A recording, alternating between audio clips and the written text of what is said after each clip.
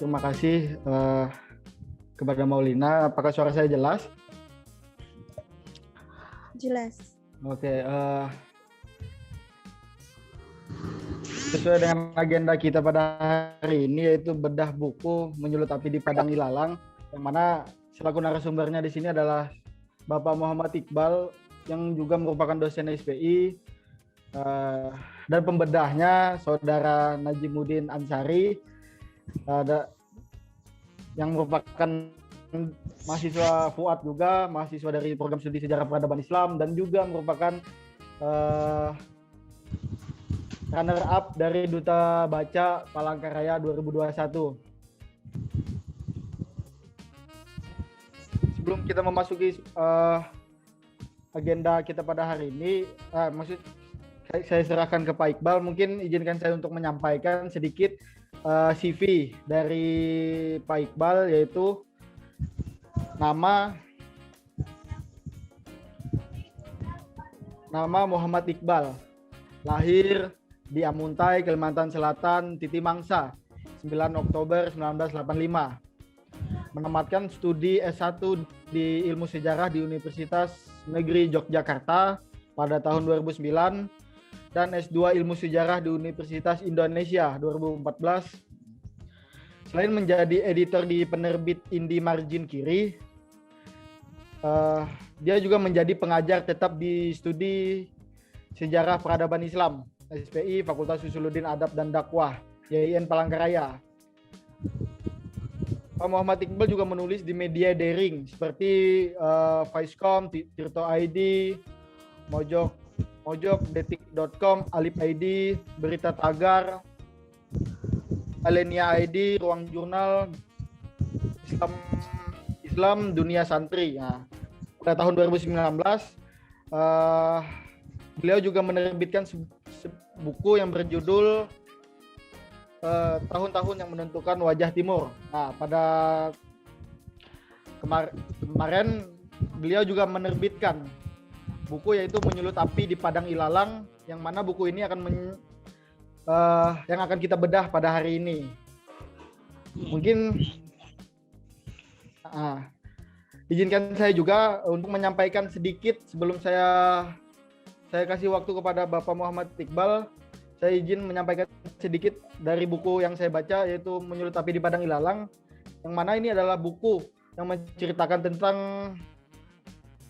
momen di mana Presiden Soekarno berpidato di Amuntai pada tahun 1953. Maksud dan tujuan beliau pidato pada saat itu, yang mana sewaktu dia berkunjung ke Amuntai, dia melihat sebuah spanduk yang terpampang jelas, yang mana tulisannya itu kalau tidak salah, yang mana lebih baikkah negara nasionalis apa negara Islam. Nah, dan karena spanduk itulah Presiden Soekarno juga melakukan pidato dan menyampaikan dan sekaligus menjawab sebuah peristiwa itu. Nah, mungkin akan saya lemparkan ke Bapak Muhammad Iqbal untuk menyampaikan latar belakangnya kenapa buku ini diterbitkan, kenapa buku ini ditulis oleh Bapak Muhammad Iqbal. Mungkin waktu dan tempat kepada Bapak Muhammad Iqbal kami persilahkan. Terima kasih. Bisa jelas ya suara saya, Bung Irfan? Jelas Pak, jelas. Ya, terima kasih. Assalamualaikum warahmatullahi wabarakatuh. Selamat sore, salam sejahtera. Selamat Hari Pancasila 1 Juni 2021. Juga saya ucapkan terima kasih banyak kepada Dema Fuad juga HMPS SPI atas undangan daringnya. Alhamdulillah setelah mutar-mutar ini Bung Najib tahu ya, muter-muter kemana-mana, akhirnya dilirik juga ya. Entah mahasiswa Fuad kasihan sama saya, nggak tahu ya. Alhamdulillah ya, karena pandemi akhirnya alhamdulillah kita bisa silaturahim, dan kebetulan momentumnya bulan Juni ini bulan Pancasila, bulan Karno, tanggal 1 Juni Hari Pancasila. tanggal 6 Juni Bung Karno lahir tahun 1901, dan kalau nggak salah tanggal 20 berapa saya lupa ya. Saya sedang menyiapkan tulisan itu juga. Bung Karno meninggal tahun 1970. Jadi bulan sakti Bung Karno memang. Jadi bulan-bulan kita tuh juga ada kaitannya karena bulan Islam, terutama bulan Ramadan ya. Karena Ramadan juga bulannya 17 Agustus proklamasi kemerdekaan. Juga bulan suci kemerdekaan. Entah utak-atik, tapi itulah bagian dari fakta sejarah. Oke, kembali ke ini. Saya mengucapkan terima kasih juga kepada kesempatan yang diberikan kepada pembawa acara Mbak Siti Nur Maulina ya, Mbak Maulina. Juga kepada Ketua Dema Fuad, Bung Zaki. Seingat saya pernah ketemu di satu kelas, saya lupa ya, betul nggak nih, Bung Zaki? Kalau nggak salah beberapa kali juga ikut juara video, kalau nggak salah beliau ya, Bung Zaki ya dulu ya, ini aktif nih bikin film dokumenter dan sebagainya teman-teman di KPI.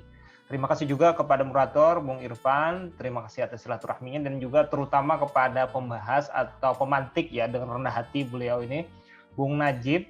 Saya request ya untuk Bung Najib jangan khawatir untuk menguliti, mengkritisi, mencaci buku saya hari ini. Tidak ada relasi pengajaran karena walaupun secara emosional saya dengan beliau ini adalah hubungan ada guru dan murid, tapi dalam konteks ini saya sangat senang dan terbuka sekali atas kritikan masukan dari Bung Najib yang juga tidak hanya dalam konteks saya cuma pengamat ya. Bung Najib bagian dari aksi, jadi bagian dari ideologi politik yang dicoba diterapkan gitu, dalam arti konsep-konsep Soekarnoisme, ideologi Pancasila, Marxisme dan sebagainya. Saya cuma ingin memberikan pengantar, minta waktu sekitar 5-10 menit saja di balik buku ini, karena ini tugas Bung Najib untuk membedah ya.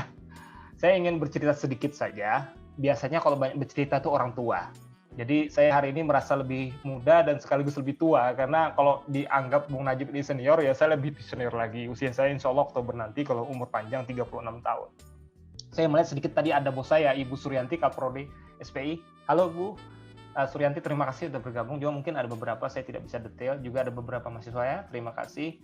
Alhamdulillahirabbil alamin, wassalatu wassalamu ala asrofil anbiya wal mursalin sayyidina Maulana Muhammad wa ala alihi wa sahbihi wasallam ajma'in, wa ba'du. Rabbi shrah li sadri wa yassir amri wahlul 'uqdatam min lisani yafqahu qawli. Hampir saya lupa karena kita di IAIN ya. Mohon maaf ini.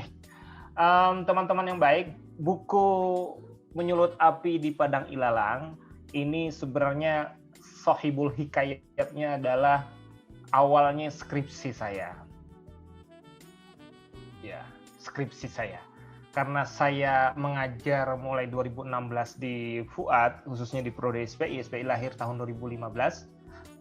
Saya banyak mengampu mata kuliah yang agak atas, yang mungkin cenderung susah gitu. Jadi terutama juga saya bertanggung jawab untuk mendampingi proses proposal dan pra dan pasca turun lapangan untuk riset lapangan dan di Komisi Pustaka untuk di prodi kami. Maka saya tidak mungkin hanya berteori saja. Saya harus membuktikan bahwa sejarawan itu tulisnya di mungkin sarjana humaniora S.Hum di SPI, mungkin juga di tempat saya dulu namanya ilmu sejarah di Kemendikbud, tidak hanya bisa dibanggakan IPK cum laude atau summa cum laude dan ini. Jadi sejarawan itu ya orang yang menulis, ada karya tulis. Jadi kalau ngevlog itu ya nggak tahu saya apakah itu disebut sejarawan atau enggak, walaupun kontennya konten sejarah. Jadi sampai hari ini mungkin pandangan kolot saya mungkin masih saya berlakukan. Jadi saya harus membuktikan bahwa saya tidak hanya memberikan pendampingan dan teori. Jadi saya harus berbukti ya. Ini yang menyelamatkan saya akhirnya saya masuk di semester 9 hampir semester 10. Saya bukan mahasiswa yang baik dalam arti pulang kos ke perpus dan sebagainya, saya tidak terlalu rajin. IPK saya seingat saya S1 cuma 3,31. Saya sering mengulang mata kuliah zaman saya dulu waktu saya tua ya, waktu saya muda ya, itu mengulang tuh bukan aib. Mungkin kalau sekarang B itu aib ya. Kalau saya mungkin Cemin, KD itu biasa. Saya ingat ngikut mata kuliah Buya Ahmad Safai Ma'arif, dosen saya dulu di UNY, khususnya mengajar mata kuliah filsafat sejarah. Itu bisa C-, C+, gitu. Itu saya bahagia sekali karena yang penting saya bisa ngikut mata kuliah beliau. Ada banyak hal gitu ya. Itu generasi analog seperti saya. Mungkin generasi Z sekarang agak berbeda. Nah, saya punya kecenderungan ketertarikan atau passion kalau sekarang itu ada 3 bidang.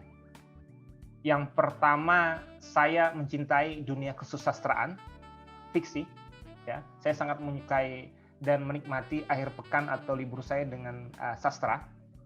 Yang kedua, saya tumbuh kembang di jurnalisme mahasiswa atau pers mahasiswa.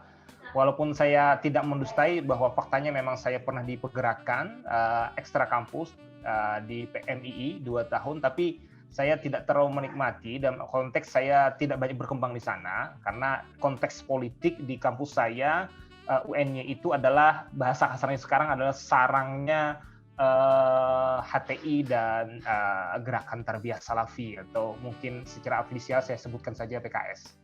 Jadi HMI, baik MPO, DEPO, PMII, GMNI, FPPI dan sebagainya itu minor ya. Jadi jangan kaget kalau sholat di masjid kampus saya itu Islamisme itu sangat ketara sekali ya. Belum jauh sebelum sempat rame di cadar di tempat kita itu saya sudah terbiasa melihat itu dan agak frontal. Jadi gemar pembebasan dan sebagainya sebelum Hizbut Tahrir dibubarkan oleh pemerintah secara resmi. Itu konteks dan akhirnya saya banyak bergelut di dunia pers mahasiswa dan secara jujur saya sampaikan saya jarang sekali aksi demo. Hampir setiap tahun tuh paling demo tuh hari buruh saja. Saya ingat masih waktu Pak Presiden SBY tahun 2006 atau 2007 meresmikan GOR kampus saya mau tidak mau harus ikut hampir mayoritas kampus mahasiswa di kampus saya turun ke jalan untuk aksi demonstrasi waktu itu presiden ke kampus saya. Itu ibu saya langsung SMS dan telepon. Zaman alok HP saya ya. Dan itu ditelepon dengan bahasa Banjar, ibu saya mohon maaf pendidikannya rendah ya. Saya orang tua tunggal. Nelpon ibu saya. "Bal, saya lihat berita di TV ini live katanya sore. Kalau kamu demo, kamu pulang aja nggak usah kuliah." Katanya. Pulang kamu katanya gitu ya. Akhirnya saya sadar, waduh, saya maaf latar belakang saya Islam tradisionalis, saya menganggap ibu itu representasi Tuhan di muka bumi, maka saya mengikuti apa kata ibu saya. Saya takut sama orang tua. Akhirnya saya pulang dan akhirnya dibully saya lama di rundung ya teman-teman itu. Tapi ada beberapa hal-hal lucu yang lain. Itu contoh saya. Jadi irisan saya yang pertama tadi sastra, yang kedua jurnalistik. Saya sangat mencintai dunia jurnalistik. Yang ketiga tentu saja bidang keilmuan saya ilmu sejarah ya. Nah, yang lain saya ingin menyampaikan latar belakang saya bukan santri, walaupun kakek almarhum ayah saya, almarhum kakek saya ulama. Saya tidak pernah mengecap pendidikan formal pondok pesantren. Terus kemudian saya tidak bisa membaca kitab kuning, saya hanya bisa membaca Al-Quran seperti Arab Guru nggak bisa gitu ya. Tentu saja ini bias terhadap pandangan dan kemampuan saya memahami Islam itu sendiri, terutama Islam Indonesia. Itu ketara kelihatan sekali di skripsi saya. Tidak seperti teman-teman di FUAT, terutama ilmu tafsir Al-Quran dan KPI yang mungkin sangat ketara, kuat sekali kemampuan membaca kitab kuningnya dan sebagainya. Saya mohon maaf untuk itu. Nah, saya tidak terbayangkan skripsi ini diterbitkan akhirnya, walaupun sejujurnya ada beberapa kali tawaran bertahun-tahun untuk diterbitkan. Karena bagi saya tidak sempurna dan akhirnya juga ibu saya yang meminta. Karena ibu saya minta cuma 2, buku nikah, saya harus menikah akhirnya. Kemudian saya juga harus menerbitkan skripsi saya, karena saya harus sering beli buku, kata ibu saya, kapan kamu menerbitkan buku? Saya akhirnya mengikuti apa kata mau ibu saya dan kemudian akhirnya buku ini diterbitkan tahun 2021 Januari kemarin, tepat untuk peringatan 27 Januari 1953, peringatan pidato Amuntai ini. Ini 2009 berarti hampir 12 tahun ya. Buku ini baru terbit gitu. Memang saya pangkas beberapa bab gitu. Cukup tebal skripsi ini dulu, tapi menurut saya tidak terlalu efisien dan tidak penting juga. Jadi akhirnya saya setepis yang Anda pegang ini. Nah, sebelum nanti disampaikan diulik dengan baik oleh Bung Najib, saya percaya Bung Najib, saya ingin menyampaikan bahwa ada refleksi saya yang mungkin tidak saya banyak campur, jadi mungkin tambahan referensi saja keaktualan dari skripsi ini, dari referensi-referensi yang ada berkaitan dengan topik ini, baik secara nasional ataupun global. Jadi makro ya. Jadi saya cuma mengupdate sekitar 3 sampai 5 tahun terakhir terkait dengan topik yang berkelindan dengan topik mikro yang saya tulis. Saya menyebutkan skripsi saya ini atau buku saya ini sebagai saya tidak lagi peduli soal karya ilmiah karena saya sudah lulus, saya menyelamatkan ini saya. Jadi bisa jadi ini karya sastra, saya bilang alhamdulillah, tapi saya tidak ya. Bagi saya panjang yang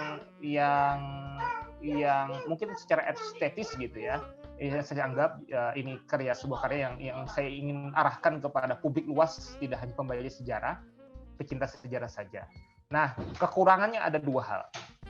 Yang pertama, secara metodologis, teman-teman SPI lebih paham ya, saya sudah sering mengobrolkan ini di mata kuliah yang saya ampu, bahwa meski memang ada perbedaan signifikan dari wujud skripsi dengan buku ini, saya menghapuskan kerangka teoritis untuk membedah buku ini. Tapi jika paham, cukup suka membaca filsafat dan teori sosial dan humaniora, buku ini sangat dipengaruhi oleh perspektif Michel Foucault ya, dalam konteks analisis wacana kalau di KPI itu.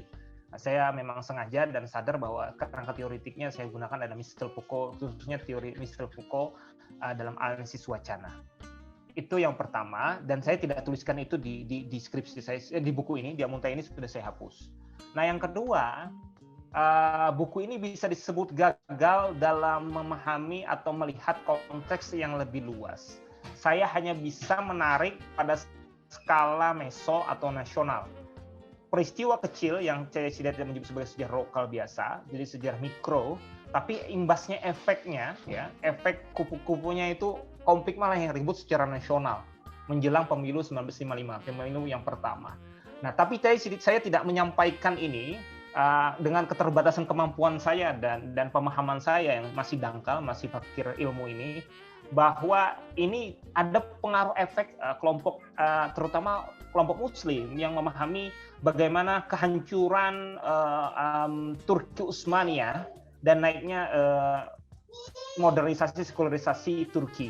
Hijaz kemudian nanti ada pergolakan di dunia Islam dan kemudian perabaan ini bingung umat Muslim itu mau kemana ini setelah dekolonisasi, setelah penjajahan di Asia Tenggara itu banyak, di Asia khususnya Asia Afrika itu mencari pola sistem kenegaraan ideal yang difantasikan.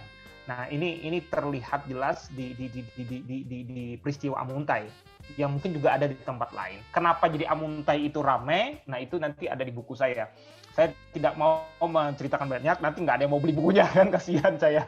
Jadi saya sekarang promosi aja gitu ya. Dan alhamdulillah buku ini di penerbit saya, di tanda baca sudah habis sebelum Ramadan tadi, ya mohon doanya semoga dengan cepat, dengan segera dalam waktu dekat bisa cetak ulang yang kedua. Dan saya juga sedang menyiapkan buku esai Biominit tentang Presiden Soekarno. Itu saja pengantar dari saya, latar ini. Semoga ini menstimulus atau memberikan motivasi buat teman-teman mahasiswa FUAD, mahasiswa IAIN Palangkaraya, dan mungkin ada beberapa teman-teman yang suka menulis bahwa memang tidak bisa kaya raya ya. Saya ulang, tidak akan bisa kaya raya kayak konten kreator atau influencer atau artis YouTube atau mungkin artis TikTok dan sebagainya. Yang setahu saya memang TikTok tidak bisa akan meluluskan Anda jadi sarjana kecuali Anda riset tentang TikTok gitu ya. Ya itulah generasi analog, generasi kolot seperti saya, tapi saya menjelaskan bahwa kalau kamu nggak nulis, kamu akan dilupakan oleh sejarah, dilupakan oleh masyarakat, dan tidak ada gunanya sama sekali, gitu ya. Ya itu konteks saya bayangkan, tidak hanya anak SPI, saya kira semua mahasiswa mau tidak mau menulis. Nah, menulis ini pada dasarnya seperti juga berkaitan dengan membaca.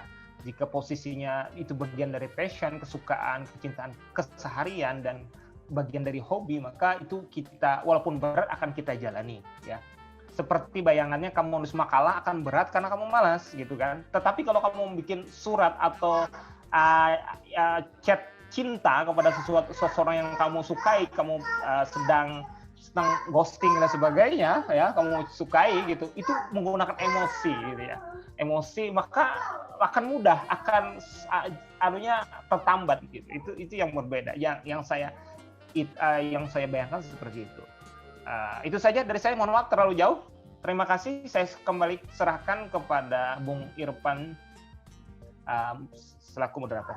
Salah hilang, mohon maaf. Assalamualaikum warahmatullahi wabarakatuh. Selamat berdiskusi. Waalaikumsalam warahmatullahi wabarakatuh.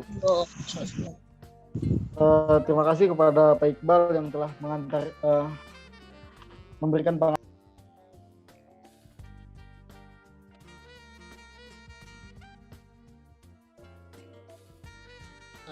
Kan dari depan suaranya ke mute kayaknya tuh. Mas sorry, mungkin terima kasih kepada Pak Iqbal yang telah menyampaikan sebuah pengantarnya. Yang mana buku ini merupakan skripsi Bapak waktu Bapak 2000 pas waktu mau lulus ya Pak ya? Ya, 2009. Mungkin tanpa berbasa-basi lagi, mungkin kita akan langsung mendengar dari pembedah kita, Bang Najib Ansari, yang mana beliau merupakan, ya tadi sudah saya sebutkan tadi, merupakan duta baca Palangkaraya, juara 2. Dan itu juga yang menjadi alasan kami menjadikan Bang Najib ini menjadi sebuah pembedah. Mungkin langsung saja kepada Bang Najib, waktu dan tempat kami persilahkan. Ya, terima kasih banyak, baik Irfan maupun Jaki, kawan-kawan yang lainnya, Pak Iqbal juga. Sebelumnya ingin saya sampaikan bahwa ya mungkin ya status saya sini sebagainya lebih pemantik ya, bukan pembedah.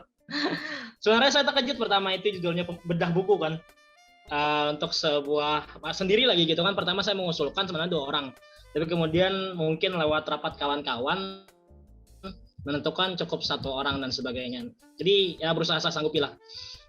Karena sebelumnya juga saya sebenarnya kemarin itu nyiapin materi juga dari buku juga, buku Bung Karno Sarinah itu untuk materi di kaderisasi kawan-kawan. Jadi kemudian estafet lagi, ini baca-baca lagi buku Menyulut Api di Padang Ilalang. Sebelum masuk ke, mungkin tidak terlalu membedah nanti ya. Sebenarnya buku ini sudah dipersiapkan oleh Pak Iqbal, bahkan dibocorkan kisi-kisinya di kelas kami, di angkatan saya waktu itu di Telegram. Covernya pada tahun 2020 yang kemudian saya posting di Facebook dan kena cipta. Itu kejadian yang ya ya sebenarnya karena saya sangat excited terhadap buku ini. Pertama kenapa? Mungkin kalau melihat hari ini saya di sebuah wadah gerakan mahasiswa yang mengklaim diri Soekarnois. Tapi sebelumnya pada masa SMA saya adalah orang yang pro khilafah gitu, pro negara Islam. Hal-hal tersebut. Jadi ada transformasi. Nah, jadi salah satu hal yang sebenarnya bagi orang-orang di Kalimantan Selatan, kenapa gerakan keislaman kuat di Kalimantan Selatan, salah satunya isu adalah di Amuntai tersebut tentang pertanyaan negara nasional atau negara Islam sebenarnya itu minta penjelasan ya, ada bikin apa namanya, bikin spanduk itu kalau dalam bukunya Pak Iqbal ini Yusmi Antemas, orang-orang front PNI Partai Nasional Indonesia itu bikin dia jadi otak di situ untuk membuat poster membawa ke rapat akbar itu minta penjelasan negara nasional atau negara Islam. Karena pada masa itu memang belum apa namanya baru tahun ini kan 1983 belum ada penyusunan yang secara komprehensif tentang negara. Bahkan penyampaian tentang UUD 45 Pancasila itu kan sebenarnya pada awalnya diniatkan memang untuk darurat saja. Baru disusun nanti tahun 55 lewat Majelis Konstituante gitu.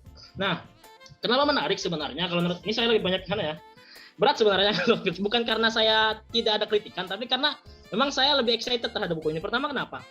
Narasi kebangsaan kita selama bertahun-tahun. Saya dulu itu suka Pancasila itu tahu mendalami Pancasila itu dari buku GBHN, Tap MPRS.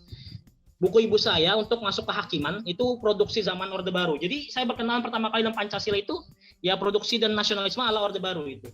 Nah, yang kita tahu adalah bahwa jadi ini menariknya saya ya. Sekarang saya agak Soekarnois. Waktu SMA arahnya apa namanya? Mendukung negara Islam, dan kemudian sebelumnya saya sepakat terhadap Pancasila ala Orde Baru gitu. Ada transformasi. Inilah. Makanya kawan-kawan itulah dilemanya kalau terlalu banyak baca buku ya, bisa ganti-ganti gitu.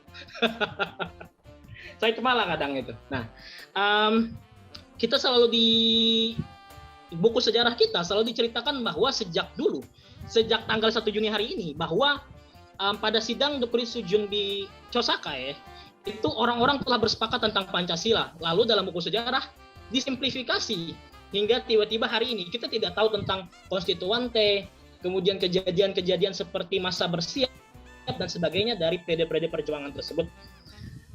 Jadi hari ini kalau kita lihat ya, kalau ada aspirasi tentang negara Islam itu pasti orang akan bilang bahwa tidak Pancasilais, anti NKRI, antek-antek Timur Tengah dan sebagainya. Nah, waktu itu bagi saya yang masih SMA itu melihat bahwa ternyata memang ada buktinya bahwa gagasan tentang keinginan negara Islam itu sama murninya dari masyarakat seperti gagasan tentang negara nasional dan negara-negara bentuk negara lainnya ataupun negara kerajaan ya. Nah, jadi pada masa itu saya baru dapat dari Facebook gitu informasi tentang Diamuntai. Saya tidak tahu siapa aktor yang membawa minta penjelasan negara nasional atau negara Islam ataupun sebagainya dan sebagainya itu.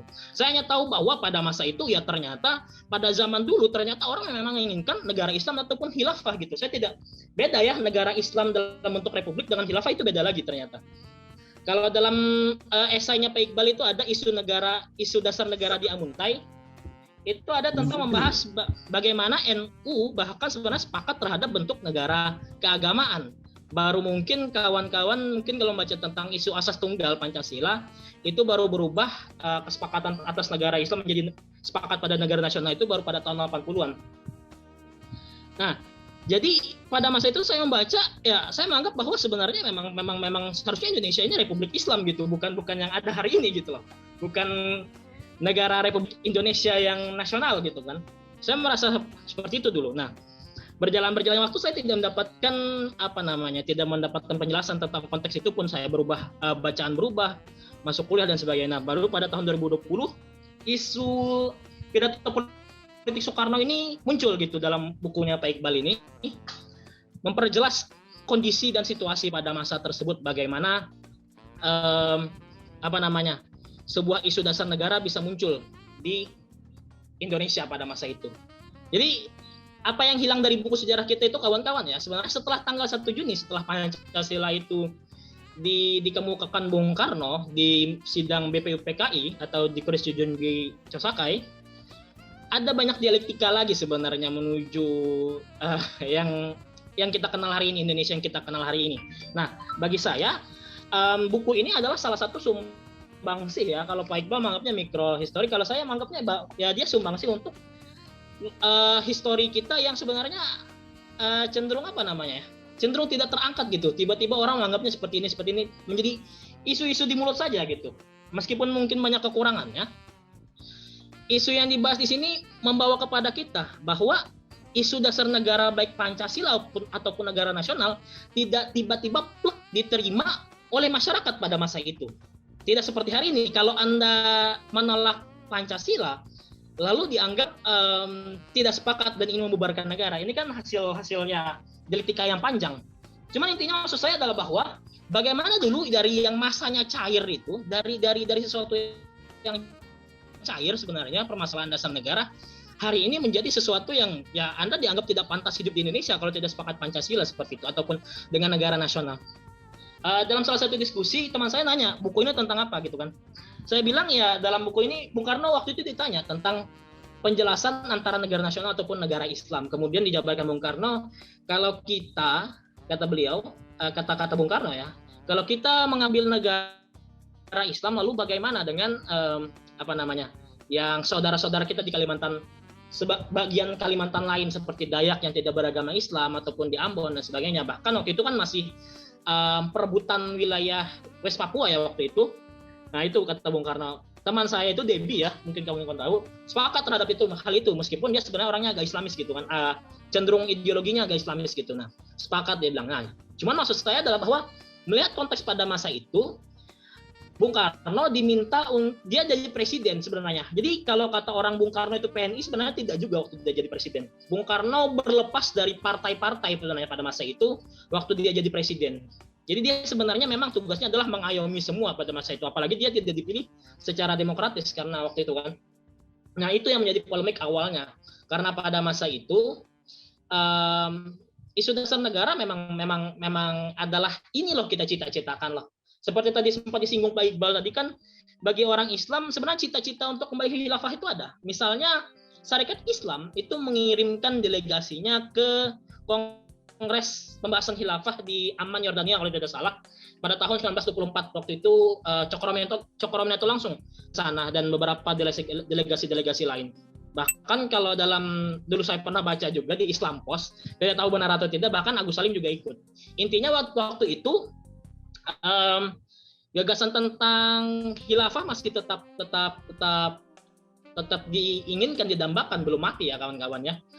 Nah, baru pada masa kemudian akhirnya masyarakat Islam berkompromi bahwa ya udahlah, nggak khilafah tapi setidaknya kita menuju nation state yang kami mengharapkan bahwa negara ini berdasarkan negara Islam gitu, berdasarkan Islam.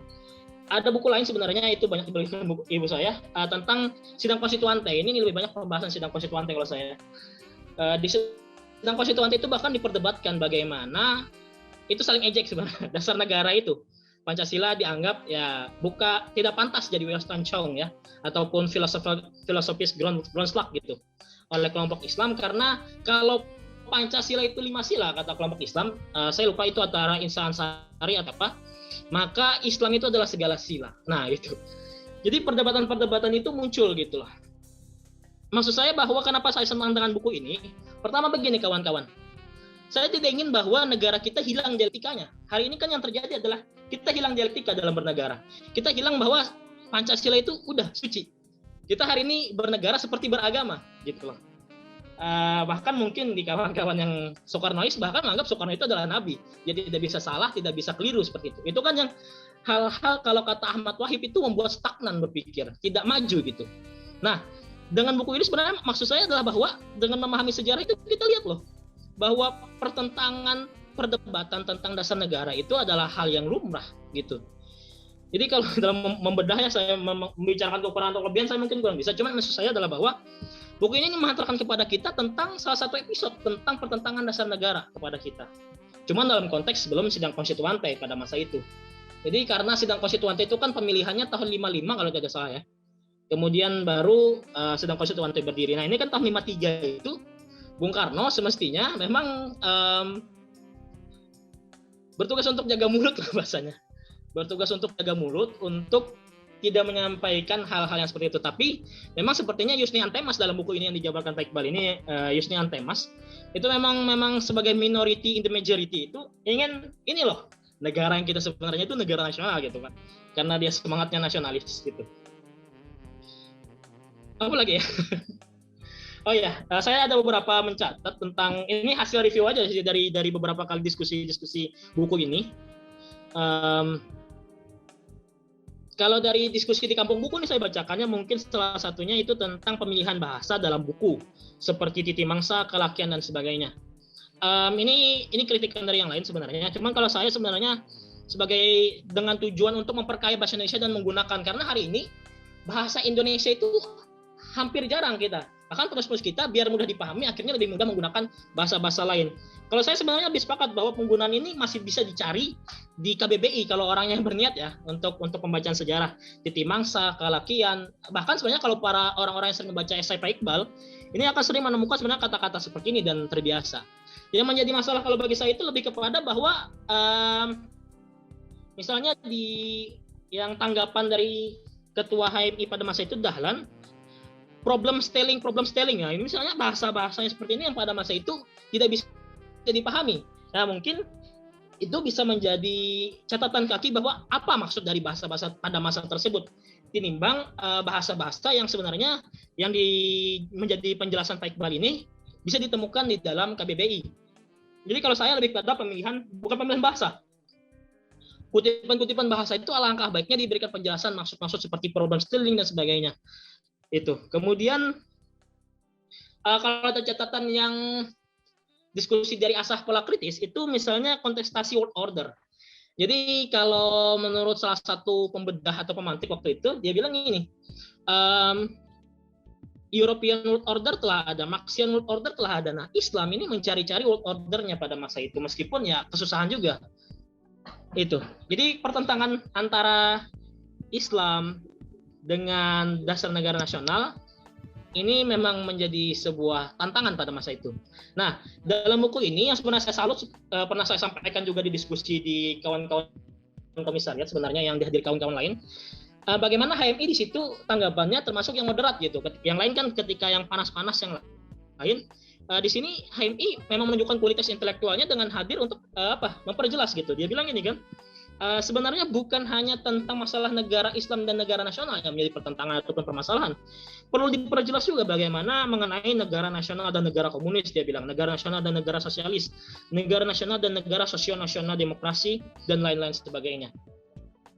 Jadi sebenarnya pada masa itu memang yang namanya pada masa ya, berbicara pada masa itu mudah-mudah gampang sebenarnya. Jadi penjelasan itu bahkan sebenarnya masa tidak protes sebenarnya. Masa ini menunjukkan juga sebenarnya dari mitos-mitos selama ini bahwa Bung Karno itu kalau berpidato itu tepuk tangan, membahana dan sebagainya. Ini benar-benar, jadi sebenarnya pertanyaan ini, benar-benar karena terpukau oleh isi pidato Bung Karno atau karena terpukau pada Bung Karno ya? Nah ini dua hal yang berbeda kawan-kawan. Nah dalam buku ini dijelaskan juga sebenarnya bahwa kata saksi-saksi sejarah, saya nggak tahu apa yang diomongin kata saksi sejarahnya itu. Saya nggak tahu yang diomongin, pokoknya ketika orang teriak ya saya, gitu kan, kayak kawan-kawan misalnya waktu aksi demo itu kan sepakat gitu kan. Hal-hal semacam itulah. Jadi sebenarnya maksud saya juga bahwa kalau dari pribadi saya sebagai mahasiswa sejarah yang melihat bahwa masa lalu itu sebenarnya nggak beda-beda jauh amat dengan masa sekarang gitu loh. Ya orang-orang nggak terlalu memperhatikan juga dengan yang di depan ketika yang teriak juga gitu dan sebagainya. Mungkin fasilitas dan sebagainya saja yang membedakan gitu kan. Itu realitanya. Jadi yang mempermasalahkan itu adalah kelompok-kelompok Islam elit politik gitu. Kalau masa rakyat pada masa itu ya melihat Soekarno itu ya seperti dulu orang-orang Jawa melihat Cokroaminoto.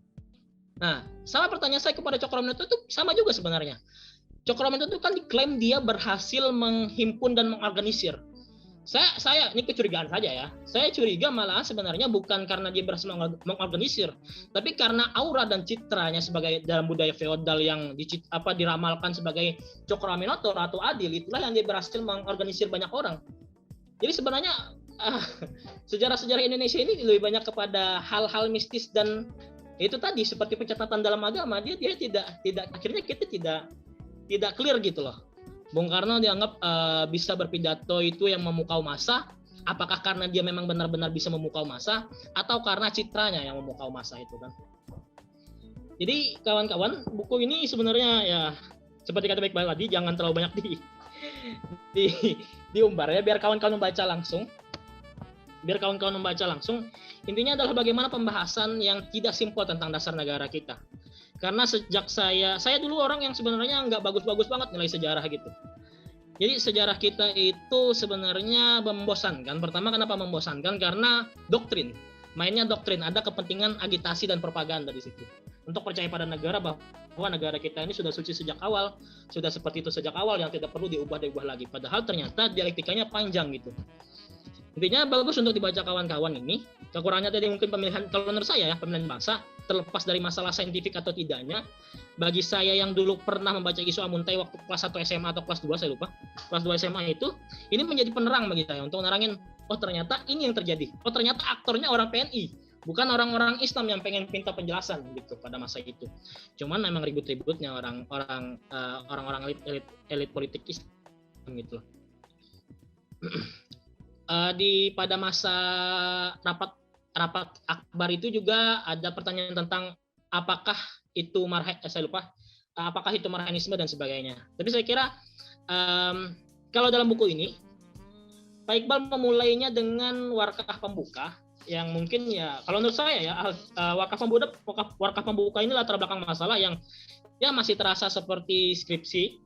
Maksudnya untuk dibaca sebagai sesuatu yang nyaman itu masih kurang. Kecuali orang yang memang suka membaca, memang ingin tahu itu. Kemudian sejarah singkat Amuntai untuk saya yang masih di Kalimantan dan pernah tinggal di Barabai itu ini termasuk yang udah tahu. Nah, yang menarik ini dalam buku ini adalah perlawanan rakyat terhadap kolonialisme. Jadi ini membuka mata kita juga tentang sejarah kita. Selama ini kalau kawan-kawan belajar sejarah ya di sekolah kurikulum nasional itu yang sampaikan kepada kita ya cerita-cerita bagaimana di Jawa, perjuangan Jawa dan sebagainya melawan kolonialisme. Nah, jadi buku ini bisa jadi bahan juga untuk kita memahami bagaimana perjuangan-perjuangan melawan kolonialisme. Dan kemudian mungkin ada sesi yang berdarah-darah tentang pendirian Provinsi Kalimantan Tengah.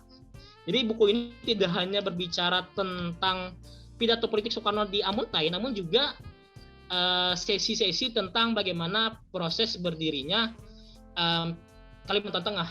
Karena dulu itu kan ya orang Jawa memandang kita itu satu kelompok, Kalimantan itu udah satu gelondongan gitu.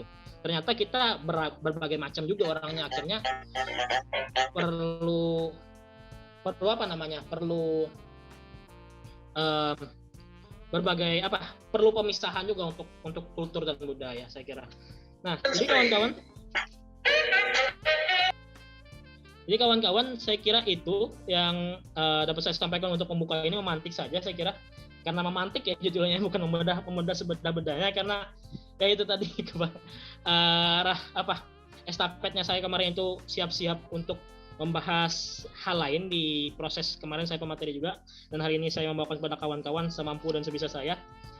Kemarin saya sempat tadi saya sampaikan di awal sempat minta 2 orang sebenarnya, tapi satu saja sepertinya dari kawan-kawan, ya nggak apa-apa, saya sanggupi karena ingin saya sampaikan pada kawan-kawan, jangan pernah takut ya. Ini sebenarnya kebiasaan kita. Aduh nggak sanggup, aduh nggak bisa. Ambil aja dulu, biar kita ngambil kesempatan. Masalah kurang dan lebihnya itu adalah hal-hal lain. Tapi kalau kita nggak mau ngambil, kapan kita mau belajar gitu kan? Nah kalau sekarang kan karena saya membawakan kepada kawan-kawan, akhirnya saya harus baca ini, baca itu, baca ini, baca itu gitu. Sebenarnya ini juga. Ya seperti itulah kawan-kawan. Itu yang saya kira sudah cukup untuk disampaikan sebagai pemantik ya. Mungkin bisa kita lanjutkan diskusi. Terima kasih banyak kepada kawan-kawan. Wabillahi taufiq wal hidayah, waridho wal inayah. Fastabiqul khairat. Wassalamualaikum warahmatullahi wabarakatuh. Merdeka.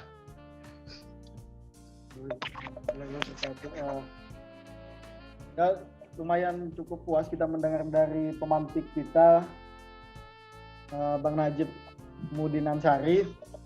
Terus yang saya kutip dari kata Bang Najib, hal ini adalah merupakan hal penting ketika ini adalah bentuk sumbangsi Pak Iqbal dalam menulis sebuah buku ini, menerbitkan sebuah buku ini, yang mana kita sering mendengar dari sejarah-sejarah yang ada. Sejarah itu terpaku kepada daerah yang memang menjadi sebuah kegiatan sejarah, misalkan Jawa. Pokoknya sejarah itu kebanyakan dari sana.